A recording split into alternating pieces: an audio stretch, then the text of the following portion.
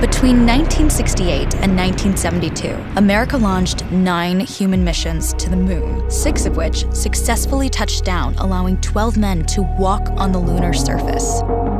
NASA's next chapter of lunar exploration, called Artemis, has the task of not just going to the moon to create a long-term human presence on and around it, but also to prepare for ever more complex human missions to Mars. In short, everything we must be able to do here, we must first do here.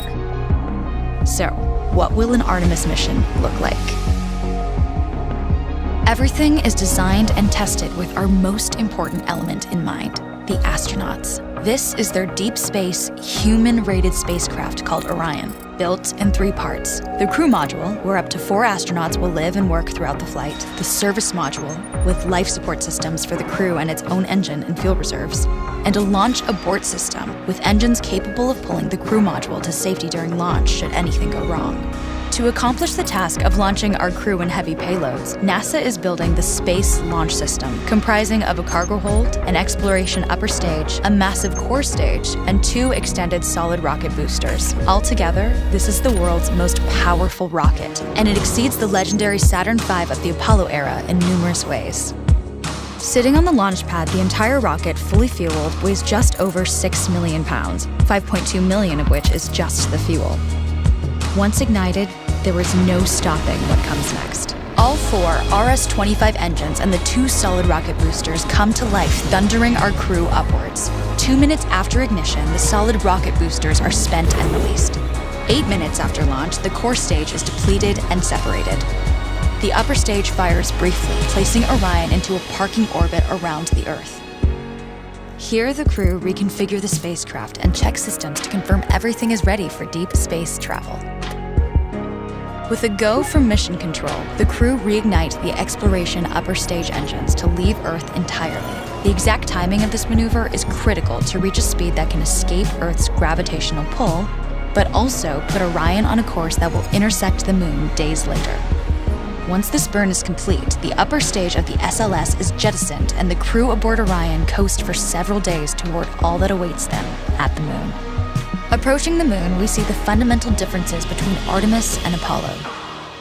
Instead of requiring Orion to serve as an expendable lunar command module or to carry a constrained lunar lander, the Artemis missions will take advantage of a different approach: pre-staging. Everything needed for lunar missions will be positioned in advance by commercial and international partners. This includes rovers, science experiments, and human-rated systems on the surface. But it also includes a dedicated lunar station in orbit around the moon called Gateway. Here at this station, we can pre-stage a robust lunar lander and establish a strong communications relay. Designed with open standards, the Gateway can be expanded as new missions and partnerships develop, allowing multiple human missions on the moon at the same time and enabling ongoing science to be conducted even between human missions. The Gateway is also capable of adjusting its orbit to allow access to every part of the moon, something the Apollo missions could not do. But the real key in this approach is placing Gateway in a unique halo orbit to perfect the maneuvers needed for Mars missions. And with the growing list of commercial and international opportunities, Gateway is the ideal hub between Earth and all that lies beyond. Returning to our crew as they approach Gateway, the Orion must match the elliptical orbit of the station in order to successfully dock. Once on board, pre-selected crew members transfer to the lunar lander, while those assigned to Gateway remain on station. The lunar lander system itself is built for 3 unique steps: descending from the halo orbit of Gateway down to a low lunar orbit, descending from low lunar orbit to the surface, and once the lunar mission is complete, launching from the surface of the moon and ascending all the way back to the orbiting Gateway.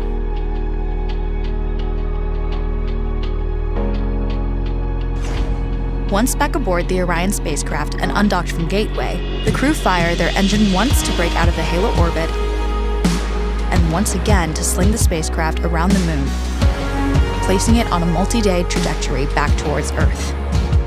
As they near the end of this journey, the service module is released, and the crew module is oriented heat shield first. Entering Earth's atmosphere at 25,000 miles per hour, the friction of air slows Orion considerably, while also subjecting it to temperatures of 5,000 degrees.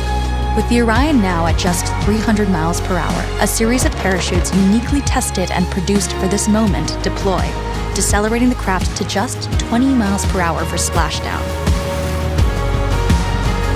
With each successful mission, Artemis ushers in the next wave of men and women to explore our moon and prove that together we are ready to go beyond.